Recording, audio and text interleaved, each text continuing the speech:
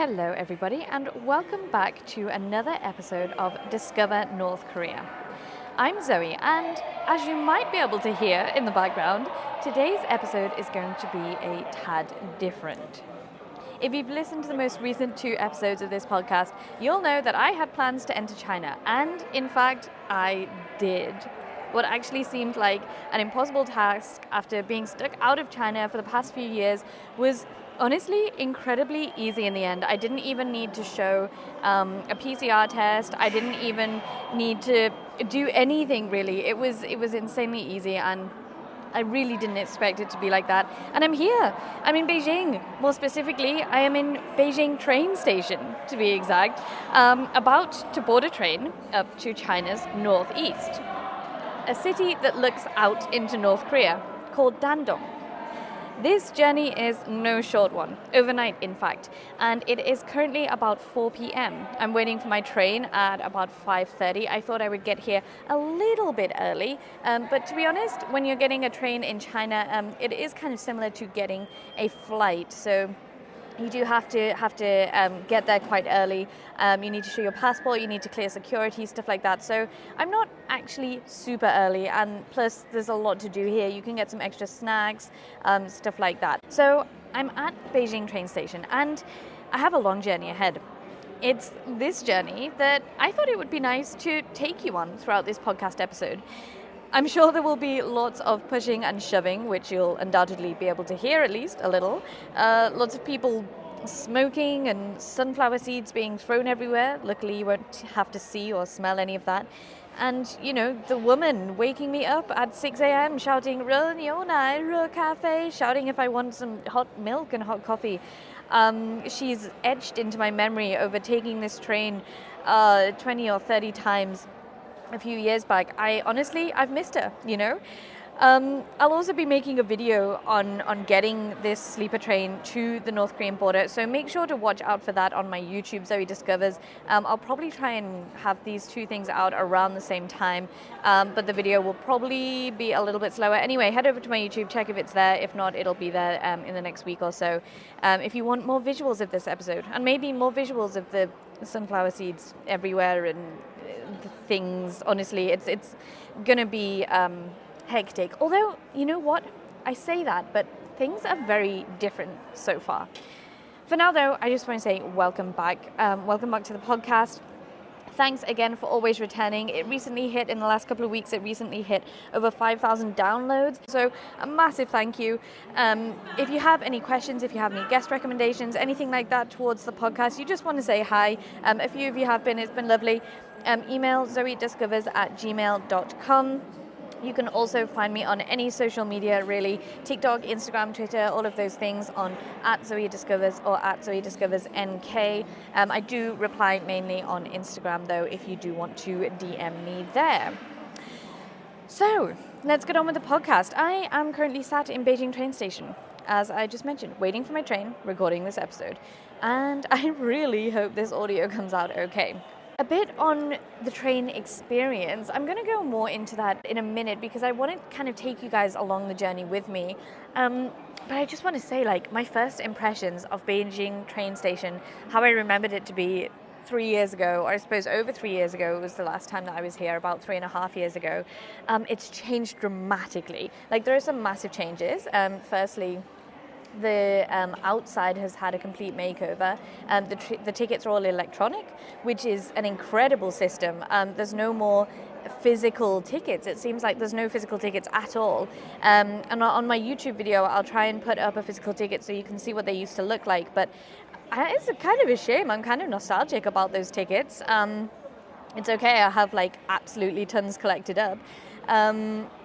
And I have to say the electronic train system is so much more efficient. You literally, because I booked my tickets obviously when I was outside the country, and you can now book tickets easily on foreign platforms online because these are all e-tickets. And basically all you have to do is you have to go to like the special barrier that is manned by a person, which is fine because foreigners had to do that anyway.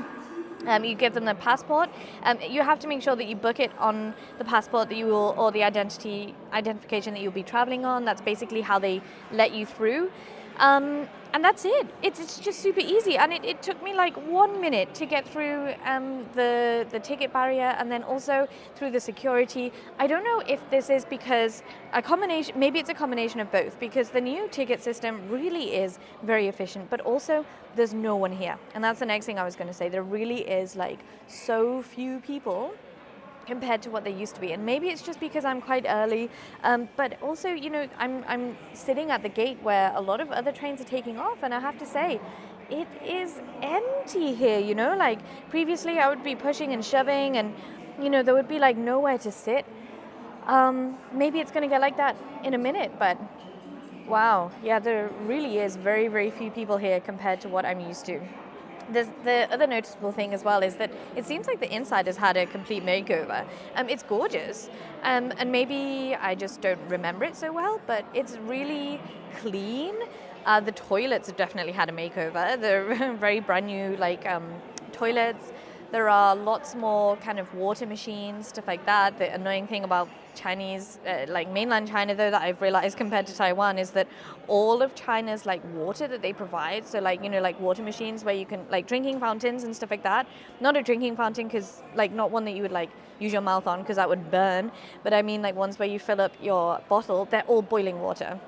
And I only realized that because now I'm used to Taiwan, and Taiwan will offer like 3 taps. You know, it has like a cold tap, it has like a normal room temperature tap, and then it has a boiling hot water tap, obviously for tea and stuff like that. But China, because they just love their hot water, they're all like boiling hot water taps. So like I had to get used to that a little bit, because there's no like just going up and filling up a plastic bottle or something like that and drinking it straight away. I realized how inconvenient it is, because you always have to wait at least like 10 or 20 minutes for the water to cool down before you like glug on it.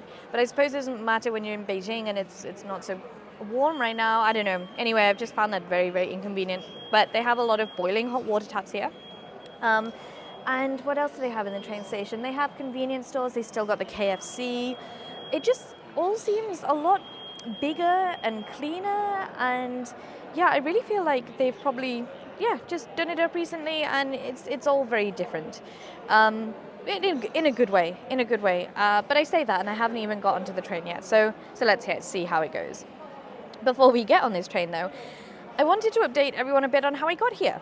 And so you all know by now that I was locked out of China back in early 2020 as the pandemic started. I go over this story in episode 13. I'm not going to go over it again.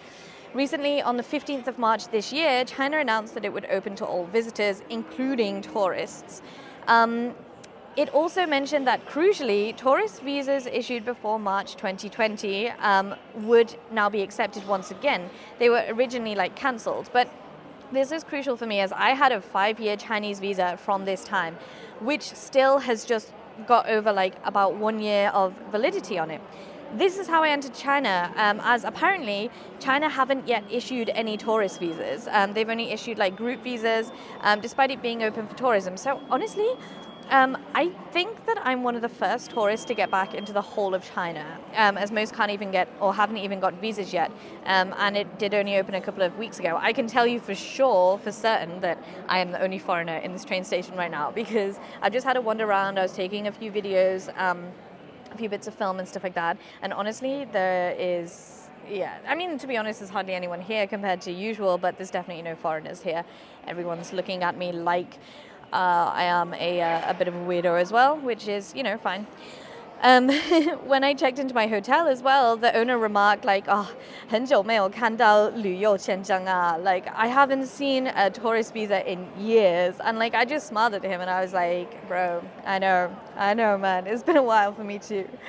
Honestly, it was bizarrely easy to get into here. At first, I thought I needed a PCR. I spent an arm and a leg getting one in Taiwan. Honestly, for some reason, they're crazy expensive, $100 in Taiwan. Why? Or even more than that. I don't know why.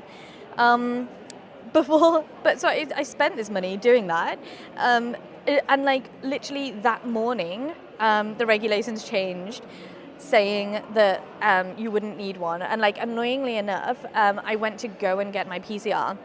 And the people at the hospital very nicely told me, like, hey, we've heard rumors, like, we've heard the information from the news that you don't actually need a PCR anymore, but we don't have any, like, official confirmation. And, like, I tried to call the airline. Anyway, long story short, I couldn't find any, like, official information myself. I was already nervous and worried about coming here.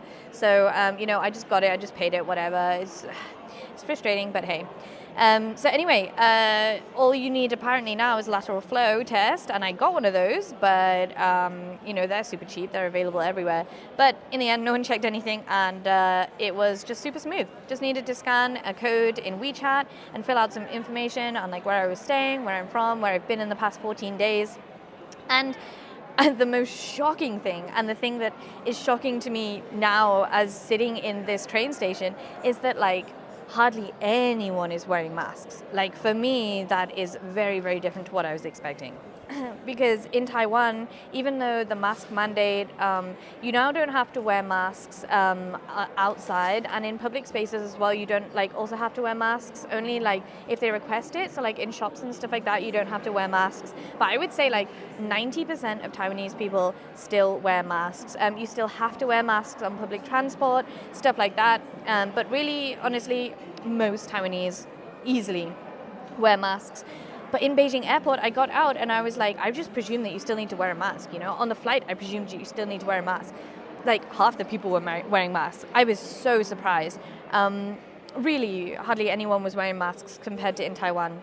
And also in this train station right now, like, I'm looking around, I would say it's even less than 50% of people are currently wearing a mask, which is great. It's amazing, China's moving on.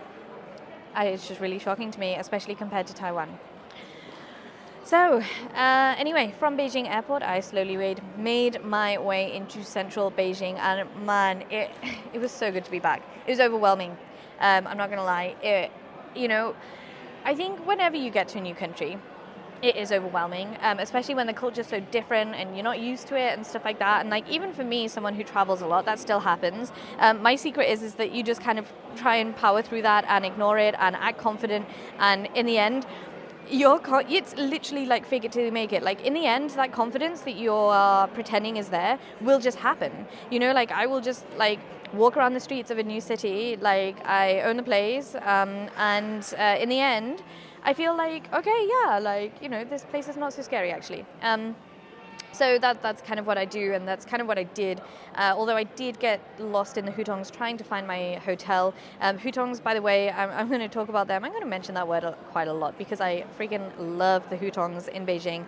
They are basically old, traditional, historic alleyways, and Beijing is made up of hundreds of them. It's the core of Beijing, really, and what hasn't been torn down in the past 10 years is still there, and it's still very beautiful. Fortunately, I think the Chinese government, so basically they were tearing down the Hutongs, making way for big skyscrapers, stuff like that, over the past 10 years. But fortunately, I think that they have seen the value in the Hutongs recently. In the past couple of years, there's been a couple of organizations that have, trying to stop this tearing down of the Hutongs. I remember when I was living here, so many of my friends, we would joke, like, because we were living in the Hutongs, we would joke whose Hutong was going to be next, whose alleyway was going to be torn down next. And it's always a wonder if your favorite bar in your favorite Hutong has been torn down yet or not. But a lot of organizations have been kind of vetting against this, and it seems like the government have listened, because I've heard recently that they're starting to add a lot more value to these Hutongs, so that's really good. Anyway, I totally got lost in them. They're very small, tiny alleyways with, like, lovely little houses. Again, you'll be able to see this on my YouTube video. Unfortunately, this is just audio, but they're like lovely little houses, like 1-story, 2-story houses, and just very typical Chinese style that you might imagine. Gorgeous, but you can easily get lost down them, and get lost down them I did.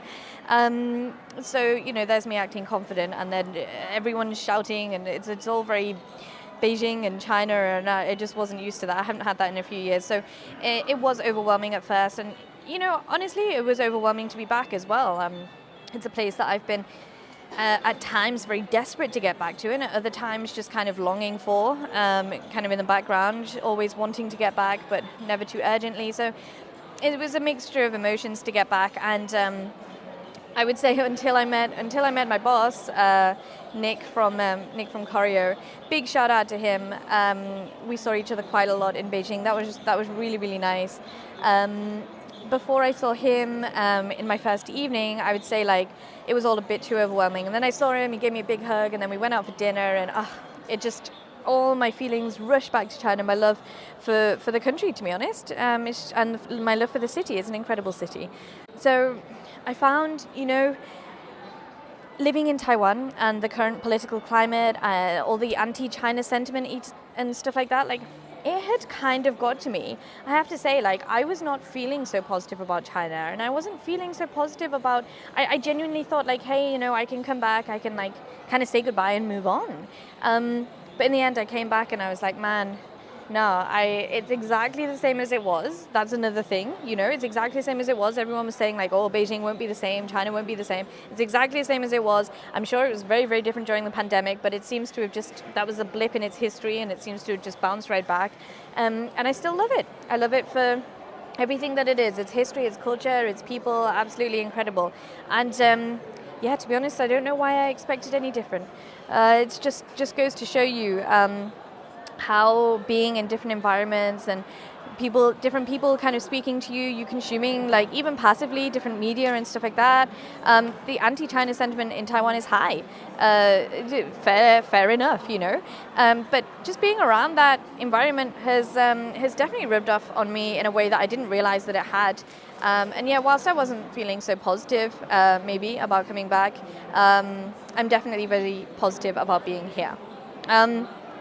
So not to blabber on too much and stuff, but maybe I can just go over some of my biggest feelings on China and being back, on the things that I've missed and things that I haven't missed. So, my biggest feelings on China, I would say, from being back is the masks and the fact it hasn't changed, the culture and the history.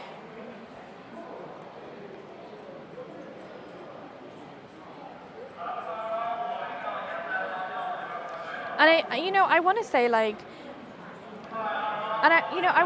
I don't know why I have to remind myself of this, because I'm constantly saying all the time that, like, you need to separate the politics from the people and the culture and the history. And I'd kind of forgotten that you have to do that, and, like, forgotten that I should do that. And I kind of let all the politics get to me, which is really frustrating, because I'm constantly trying to advocate for the fact that, you shouldn't do that. And there is a way to separate the politics from the people. And that's why I do all of this stuff with North Korea. And that, that's what I try and do on all of my social media. And I found that I myself had not done that when, in recent years thinking about China. So, you can separate China from the politics, and the history, the culture, it's just so rich and it's everywhere. You can walk around and you just absorb it. And Chinese people, man, I have missed them. You in Taiwan, you really have to ask for someone's contact info, and they are so reluctant to give it to you, or give you their Facebook or Instagram instead. They won't give you like their specific contact information. But in China, within 2 hours of arriving, I'd reluctantly given my WeChat contact information to 2 different people. Like, people are just so forward here and so straightforward, and I just really get on board with that. The people here are very straightforward, but they're very, very friendly, and I think because of this straightforwardness, that they're often misunderstood. But I really get on board with it. So not to blabber on too much, guys, but before we board the train, before we queue up and get on to where we will be sleeping for the night, maybe I can go over some little things that I've missed and what I haven't missed about China, and kind of update you about what I've been doing in Beijing over the past few days, because I've actually been in Beijing now for 4 days. And then I'll tell you a little bit about this train. Okay, so things that I've missed about Beijing. The ease of everything. It's just so easy. Paying with WeChat. You never have to touch money here. It's incredible, but kind of dangerous, because you do end up spending a lot more than you realize. But no, I love paying, the ease of paying with things, taxis and bikes, stuff like that, anything. It's just so zack, like, it's just very, very, very convenient. Cycling around Beijing, man, it's different, you know. In Thailand, I feel like a long cycle is 15 minutes. And in Beijing, for some reason, I am happy cycling 45 minutes. Like yesterday, I went cycling around literally for about 2 or 3 hours trying to find tons of different North Korean restaurants. There will be a video on that on my YouTube as well. But yeah, I was cycling around happily for hours and I could have cycled some more. I don't know why it's so different, but actually I think it's a combination of the weather. It's very nice weather right now, not too hot, not too cold. It's about like 18 degrees during the daytime, maybe even a little bit hotter, but it's very dry, it feels very nice. And also the roads, they're just so big. I feel like it just really suits cycling. Apart from the traffic. If you can deal with the crazy traffic, again, you have to just be like super confident and just kind of go for it. If you can deal with that, then it's fine. And I love that. I love just going for it. It's actually, you know, it's safe. It's fine. I feel like it is anyway. The weather, and just on the weather, and I know I'm being so British here by wanting to talk about the weather, but hey, it's mental as well. Like, I swear, the people here in 7 degrees wear the same thing that people do in 27 degrees in Thailand. You know, like, it's so dry here. So the weather, the cold, it just hits different. Like, in the daytime, yeah, okay, maybe gets up to 18 or like a little bit hotter, around the 20s.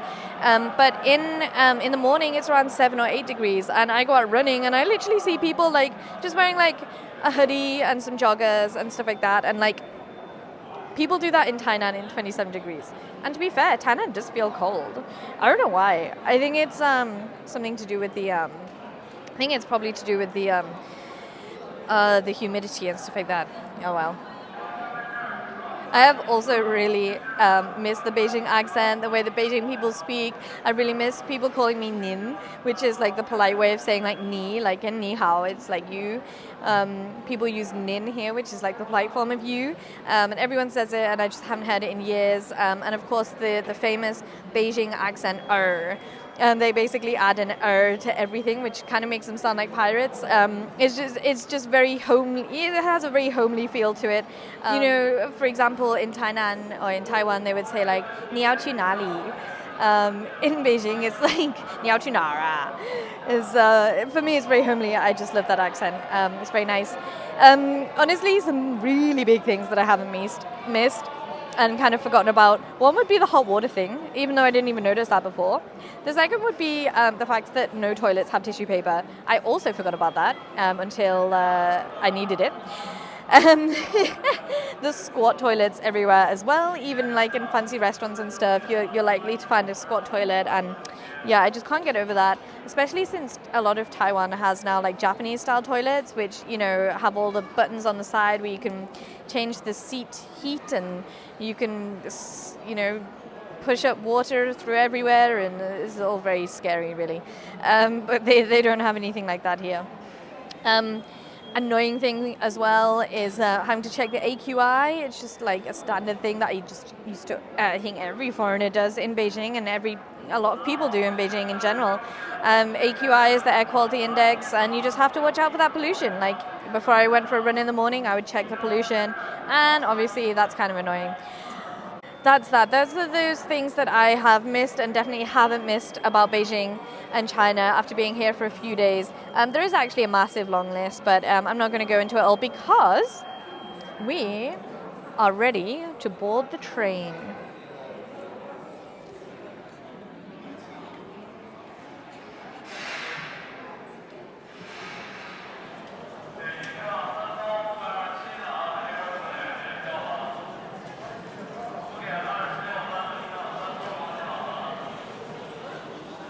Okay, the green light's on. We're about to start boarding. I think it's going to be pretty hectic from now on.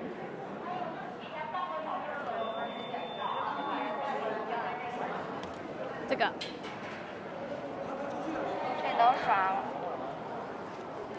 是不是这么刷呀？怎么了？啊，我有几个人。Woohoo!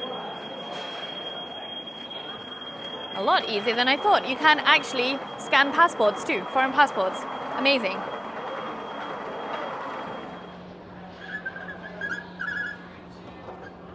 上下车的旅客，请您带好身边的老人小孩，远离站台边缘，以免发生危险。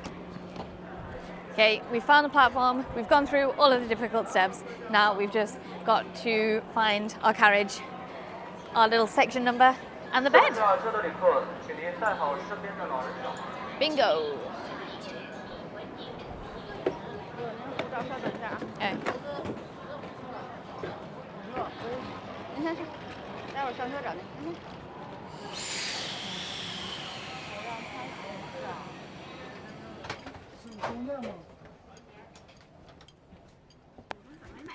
那你要是去那个售票处买，你跟他说你说腿有毛病，你别说你逃3下，你逃100下轮不到你。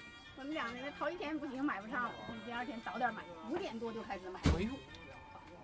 Alright, we have finally stepped onto the train. I've got my little carriage area, and I have to say it's probably the worst thing that could have happened because I'm right next to the door and right next to the entrance, which doubles up as a smoking area and also as the toilet area. So, never mind. I'm also in the middle bunk, which I'm going to tell you in a minute how this train kind of works, so you guys can imagine what I'm going through right now. But first, I'm going to get settled in.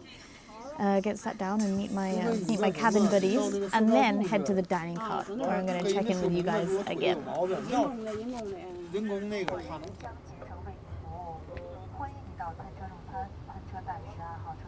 So, I am currently walking down the train on my way to carriage 12, which is where the dining cart is going to be. Unfortunately, it seems that I am in one of the busiest carriages because mine is absolutely full and it's hard to find a seat at the side. This one, there is absolutely no one in as I'm walking down. We've got a lot of carriages to walk down because we have to get all the way to 12. And it's a good few minute walk, to be honest. Just walking past, in between all of the carriages is where you can smoke, so there are still ashtrays and stuff like that. You can inhale lots of cigarette on the way, which is always lovely. And going past all of the toilets as well, which are in fact just holes in... There's someone offering us food. The toilets are just holes in the floor. So I do show that on the video as well, just to give you some nice visuals. But hey, you're on a moving train. What else can you expect? A lot more, actually, probably. I've been on a lot of trains with a lot nicer toilets, but hey, it's all part of the experience. I think I've been walking for a good few minutes now. This train, oh, we're at number 10. Okay, 2 more carriages to go.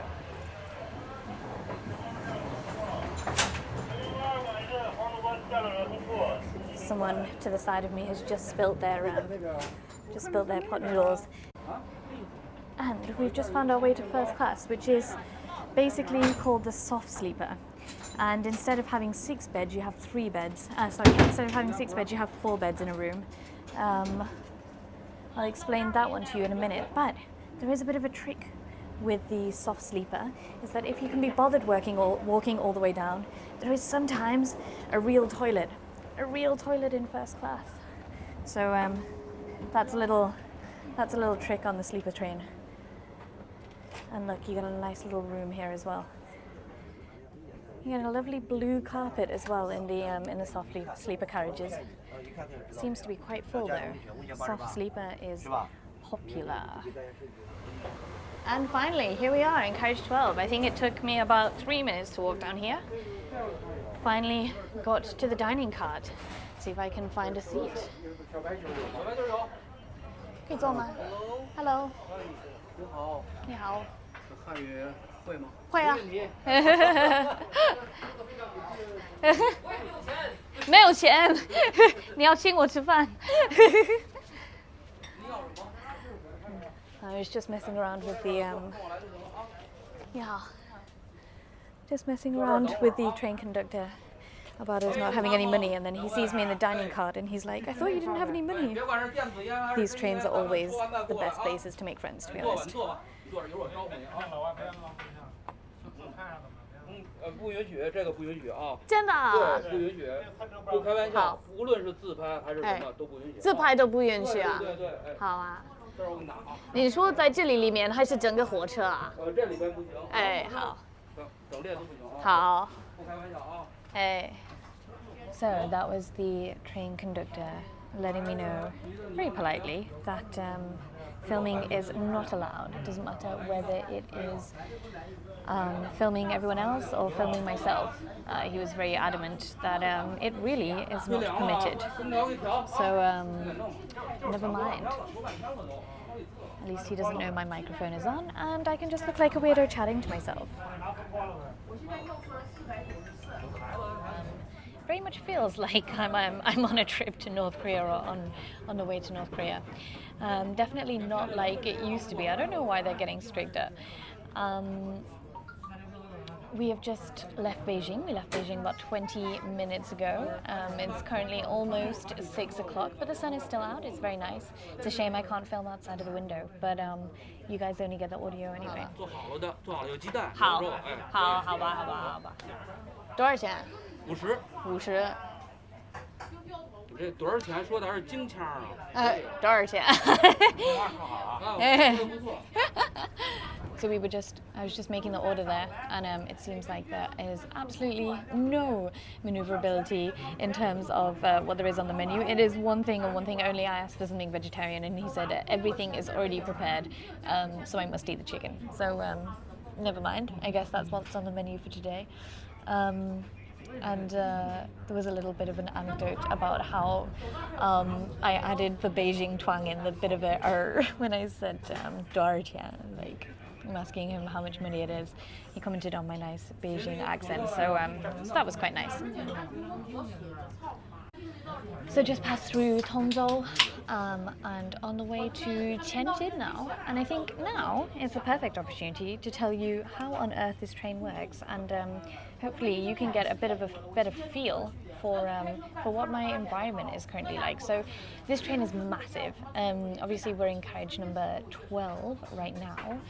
And I'm living. My little bedroom is in carriage number 5. I don't know how many carriages it goes up to. It goes, maybe this is the last one, maybe it goes up to 14, but there's not much more than 12. And it is pretty slow. It's not super slow. I should actually calculate the time it takes, but it does take 14 hours to get to where we're going. And it's not a high-speed train in the fact that everything is whizzing past you. You know, you can really look out and you can see the cars and you can make everything out. You can see all the cities that you're going through. That isn't until at least it gets dark, which it's probably going to do in the next hour. And the train carriages are pretty cool. So the one that I'm sat in at the moment is the restaurant cart, and it has 1, 2, 3, 4, 5, 6, 7, 8, 9, 10, 11, 12. It has 12 tables, and each table can fit 4 people. At the front, it has like a little area where, you know, there's, I suppose, the main waiter guy sits and lets everyone come in. And there are some curtains on the window, so just to give you a little bit of a visual for the feel of it. And most of the train conductors, I presume they're not very busy because they all seem to be sat in here. Maybe that's why they didn't want me to take any videos. Really strange, actually. I can't think why they don't want me to take any videos, because there is nothing to note in here. It's really not very exciting. For the rest of the train carriages, so I have a hard sleeper ticket, and there are actually 2 different kinds of tickets. There are seated tickets. Oh no, I tell a lie. There are 4 different kinds of tickets. There are standing tickets, there are seated tickets, there is hard sleeper, and there is a soft sleeper. And I can tell you, getting this train with a standing ticket is not the best. I'll tell you about that in a minute. But first of all, let me tell you more about the layout. So you've got the hard sleepers. Let's talk about those first, because the seats are pretty obvious. It's just a seat, right?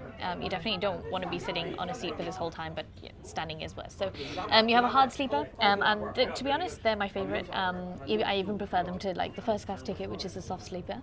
The hard sleeper, you have a berth. So there's 6 people to 1 berth, And then I think that there are, I've spoken about this in the podcast with Greg actually, the Air Korea episode, so I won't talk too much in depthly, but there are 6 people to each berth, and it's quite open, it's quite nice, and then you have the soft sleepers, and like there you have your own personal berth with like 4 people, and the door closes and it's all a bit claustrophobic, I find, but I guess it can be a bit quieter, a bit nicer, especially if there's 4 of you. That's probably a good shout.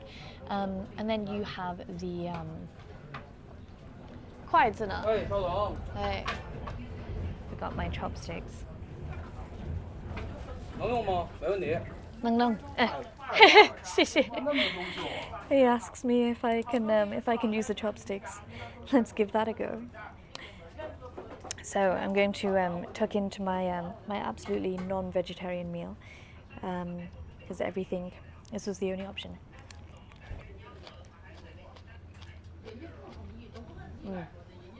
Lisa's rice, and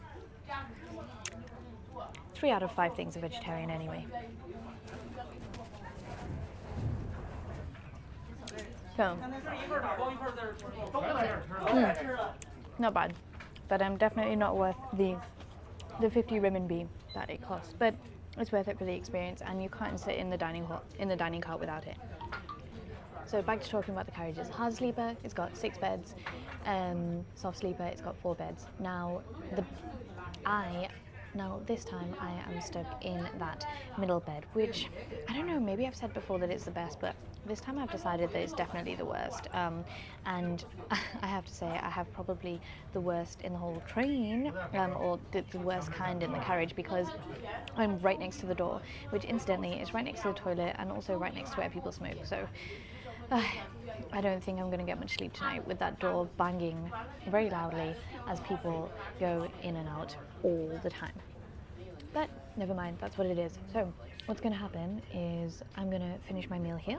I'll probably walk around the carriage a little bit, take some more videos, probably speak to you a little bit more in here, and then probably sit in my little berth area. Now, how it usually works actually, which is quite cute, is that people will all sit on the bottom beds. And so you have 1, 2, 3, 4, 5, 6 people all sitting on the bottom beds, and like the way this hierarchy kind of works is that the people who are sitting like closest to the window edge, so like furthest into the berth, they are the ones that are on the bottom bunk. So like that bunk bed belongs to them, right? That bed belongs to them, but everyone's sitting on it. It's kind of unfortunate. And then you've got the person in the middle, and they sit in the middle. And then the person right at the top, they sit next to the outside of the bed and right next to the ladder to conveniently get to their bed later on. You might be thinking by this point that this sounds horrific. There's lots of sounds going on around me, lots of sights, lots of smells. There is a lot going on, but you might be surprised that you can get a pretty pleasant sleep here if you've prepared well enough, which I kind of tried to do here. It's very important to prepare things like earphones or, earplugs, something like that. I like to listen to podcasts when I go to sleep, so I have those downloaded and prepared. And then I also have a sleep mask. I have very, very comfy clothes on, literally just sweatpants and a jumper. Then I also have some herbal tea that I can drink just before bed, and also some films downloaded. So shortly when I go back to my little berth area, I'm probably just going to climb right into bed and then go to, just listen to some movies and go to bed. And to be honest, this is my favorite train because you go to bed, and also lights go off, by the way, at 10 o'clock, so people will still be shuffling around. It'll be quite annoying because, like I said, there is still the door that will be going very loudly, opening and closing very loudly right next to me.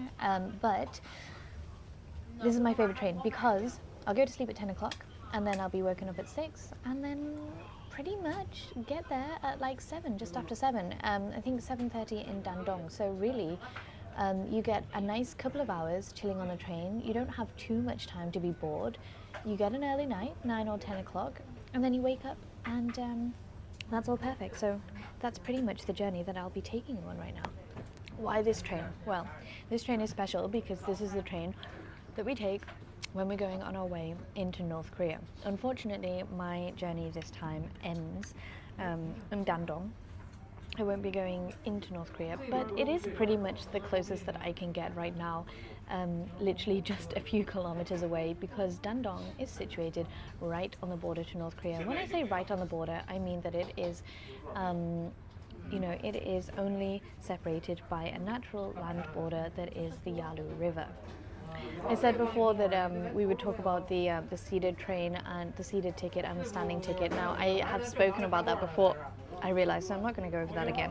But I do have a fun anecdote about that if you wanted to go back. I think episode 10, the Air Courier one where I have guest on as Greg. Greg on as a guest, and you can listen to that because that's quite a fun anecdote of how I managed to escape the standing area of this train and go on to the sleeping area. It would probably be a little bit more difficult now with the electronic ticket system, but I'm sure they found a way to work that through. And my journey does end in Dandong this time, but I am actually planning to go on to another city called Shenyang, which has like a big Korean population and a big Korea town, so I might make a couple of videos there. And in Dandong I am spending a few hours, so I will be able to show you a lot of the North Korean border. I'll keep you guys on here as well, so that's where we will be finishing this podcast, is right at the North Korean border, so stick around for that. It is so different this time as well, because like I said, I've got this train probably about 20 or 30 times in my life, because I would go in and out of North Korea on this train. So if you add all of that up, and the train conductors used to know me. It was such a pleasant experience. I used to get free beers, I used to get free meals, and they used to know my order because, usually I would get vegetarian stuff, and they would know that, and they would see me, and they would get everything ready. Sometimes give it me for free, but always get a beer for free at least. Now things are pretty different. These people do not like me at all, but never mind. Sitting in this dining car, it reminds me of all of the times that we would have to be kicked out of here pretty much. We would spend, I can't remember what time they must close here, but I think that they want to close around, it's quite early, around 7 or 8 o'clock, maybe 9 o'clock, but we would always want to stay here and carry on, I don't know, having a few beers and just chatting, because you can't really chat in your own carriage area. And of course, everyone on their way to North Korea, everyone is pretty excited, and everyone's just getting to know each other, and I'm just getting to know them. So it's pretty exciting, and everyone is, geared up for a holiday. And so spirits are high. Everyone, is chatting away, and you can't do that in the carriage. So we try and stay here as long as possible. And the way to do that is to just keep them happy by keep buying stuff.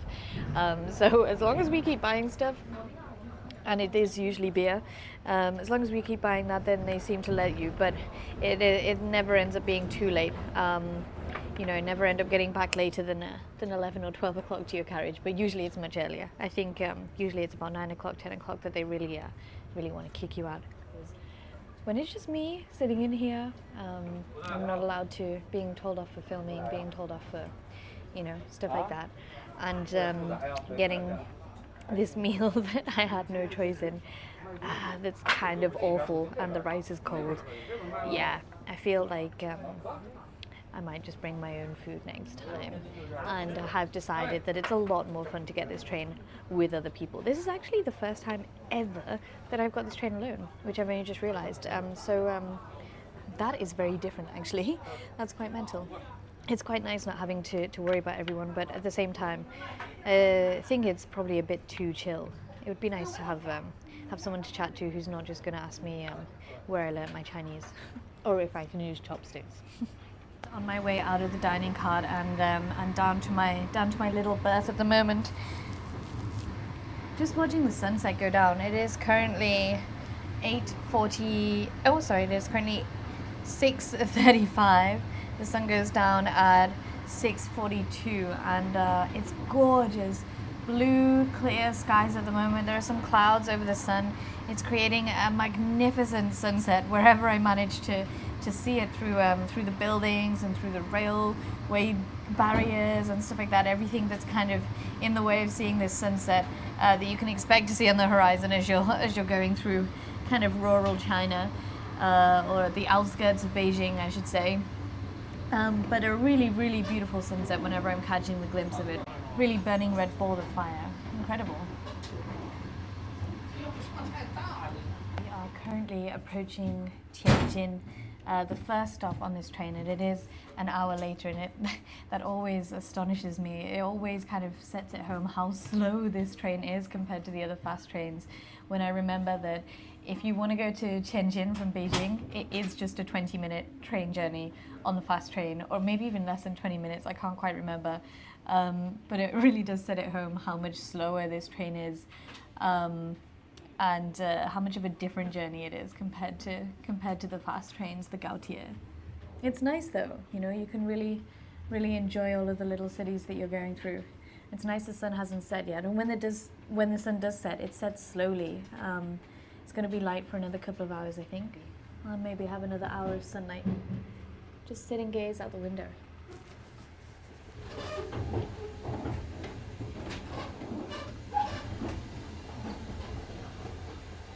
This is my favorite guy. 啤酒、饮料、矿泉水啊，花生、瓜子啦，各种小食品啊，来需要的吗？ He's the guy with beer and with peanuts and instant noodles. A great companion to have on a train. They come through and push carts on the train with all kinds of things, and you'll also have guys that are that sell things as well sometimes. I haven't seen one of those yet, but the beer guy just came through. I've just opened the cucumber crisps to cheer me up after realizing that I was completely wrong before saying that we were almost approaching Tianjin. It was just the fact that the train had slowed. It made me think that we were approaching, and my memory was not serving me well at all, because it probably is just about half an hour or 20 minutes on the fast train to Tianjin, but I think it's more like 2 hours on the slow train, to be honest. We haven't got there yet. It seems like we're slowing down again. Oh, we might just be approaching right now. It's already getting dark. It is about an hour and a half later.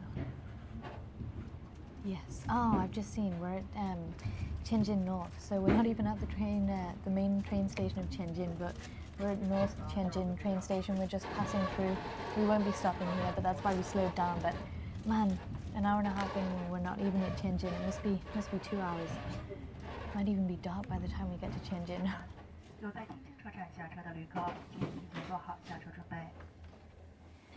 That was just the announcement telling us that we are about to get to Tianjin. Yep, about over an hour and a half after we set off. Slow train.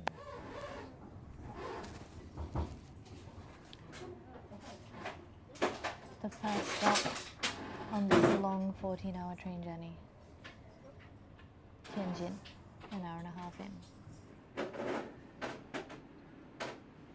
And we are finally leaving the first stop of this journey that has about 7 or 8 stops. Finally leaving Tianjin, and it's gone dark. So that is my cue to clamber into bed, and I'm going to take you through how to prepare for this train and how to make it as comfy as possible. So, how do we make a 14-hour train, comfortable? Well, let me take you through what I prepared, what I'm very used to preparing, and see if I did anything differently this time. So, first of all, the most important thing is to wear something comfortable. You're going to be on this train for a long time, so as I think I already mentioned, I'm currently wearing sweatpants and a jumper, and what I do is, to be honest, I don't get changed before I go to sleep. I don't bring pajamas or anything like that, but I do get changed in the morning just because it makes you feel fresher. You know, there is something very different about like wearing different clothes in the morning than the ones that you've slept in. It makes you feel a lot fresher, and you know, just helps you freshen up and feel a little bit more alive. And of course, when I am riding this train, I usually am with tourists and stuff, and I want to look a little bit half decent. So I am at work, so I do have the habit of having a change of clothes handy, and then I change into those in the morning.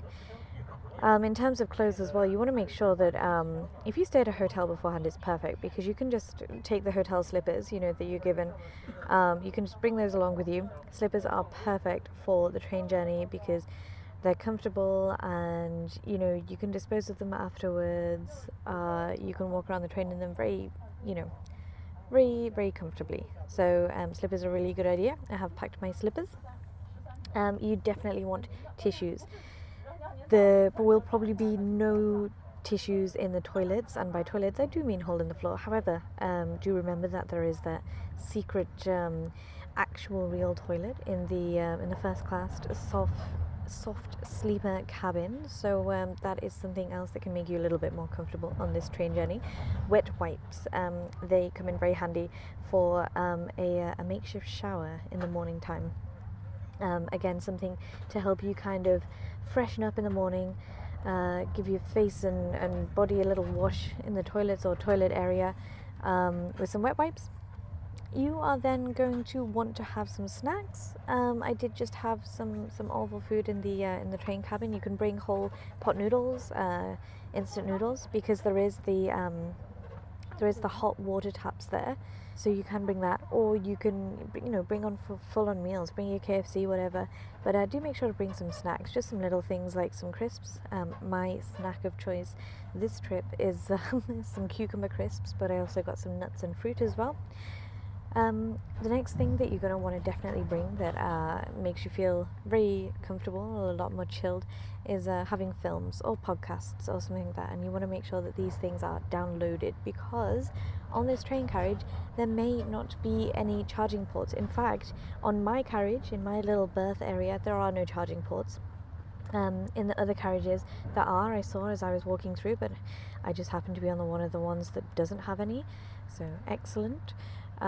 It's okay though, because I do have 2 portable chargers with me, so that's the next thing on the list that you need when you are preparing for a sleeper train in China. Definitely need your portable chargers, your power banks, just in case there aren't any sockets, but also when there are sockets, there is only about, let me think, 2, 4, 6, 8, maybe 8 per cabin, and there is a lot more people than that, so you know, you do the maths. Sometimes there is a person, some genius, that will bring a extension cable though, so they are everyone's best friend when they manage to do that. The next thing that you want to make sure that you bring, actually 2 things, is 2 separate water bottles. Now I say 2 separate water bottles because you want one that is normal water that you can just drink like normal temperature, because the next water bottle that you want to bring is like one of those like tin reusable kind of water bottle things that you can fill up with, but there is only hot boiling water on the train. So if you're thirsty and want something right away, then you're going to have to wait a little bit for that to cool down. So it's always good to bring 2 bits of water with you. I prefer to bring breakfast with me. There is breakfast in the morning, but to be honest, from my experience, it's worse than the dinner, which I've just found out is saying a lot, because that dinner is really not great. So I'd recommend to bring breakfast. I've got some bread with me, but also you are arriving at 7:30, so if you can wait, you can get some fresh breakfast when you arrive in Dandong. Usually when we're taking the train to North Korea, you will have about an hour of exploration before you then get back on the train to go all the way through to Pyongyang when you're in Dandong, so you do also have some time in Dandong as well. The next thing, which is very important, is some earplugs, or at least earphones, and an eye mask. So I usually listen to podcasts when I go to sleep. I think I mentioned that, and that's what I will be doing. So, you know, my earphones work as my earplugs, because to be honest, people are usually very respectful. The lights go off and everyone is hush, everyone's very, very quiet. But if you happen to be next to a sleeper, or indeed sandwiched in between a sleeper, in between a snorer, as I may very well be on this trip, I've got someone beneath me and someone on top of me, and who knows who's going to snore. I also have someone to the side of me as well, so hopefully, you know, cross my fingers for no snorers, but you can't help that when you're sleeping. And then another thing that makes this train a lot more comfortable is to have 2 different bags with you. So now I have packed one big bag, and that has all of my luggage in it. And then I also have a separate bag, and I just basically shove the big bag away. I don't want to use that at all this train journey, and I have everything else that I need in my smaller bag. And that's basically just ease of access. You know, the train can be very, very crowded. Luckily this time it's not so crowded. It can be very crowded, it's not ideal to be like getting like big suitcases out and stuff like that all the time. Ideally, you'll have your own little other bag, and you can also keep like all of your important belongings in there, all of your expensive stuff, and then keep it with you as you sleep as well if you wanted to. Honestly, China is very, very safe. It's very secure. You can leave all of your stuff on your bed as you go to the dining car. That is what I just did as well. But if you don't feel comfortable doing that, then it's good to have a little bag where you can keep next to you as you are sleeping. And that's, to be honest, everything that I need to keep me comfortable. You might want to think about some home comforts as well that would make you more comfortable, or whatever you usually need to go to sleep or wake up in the morning. I did miss out the most important thing on my list, to be honest, which is coffee. I do have coffee in my bag ready for the morning time too. I guess we'll wait and see until I get off the train tomorrow morning to see what I have forgotten. Hopefully it will be nothing. Just had and survived my first toilet trip of the train journey. It was fine. It's a hole in the floor, it's fine. The earlier you get to that toilet, the better, because it's going to be the least used. Let's just say that. It's not the most hygienic of places. Little tip about the toilet as well is you can't actually use the toilet when the train is stationary. So they usually lock the toilets when the train is stationary. This can be a little problematic if you are stuck somewhere for a long time. If you're stuck for, I don't know, stopped somewhere for 10 minutes and you're desperate for the loo. So if you hear an announcement that says that you're going to get somewhere, that you're about to arrive somewhere, then and you need the loo, make sure to head there quickly. Don't wait. So I just got myself comfortably into bed, got the covers on, and got my sleeping mask on, got my headphones on, ready to start winding down to sleep. The lights have just gone off, so I'm going to need to start whispering as everyone else on the train starts to wind down. And hopefully the next time I tune in with you guys, we're going to be a little bit colder, a little bit further north, and it's going to be very early in the morning, somewhere near Dandong in northeast China. Good night.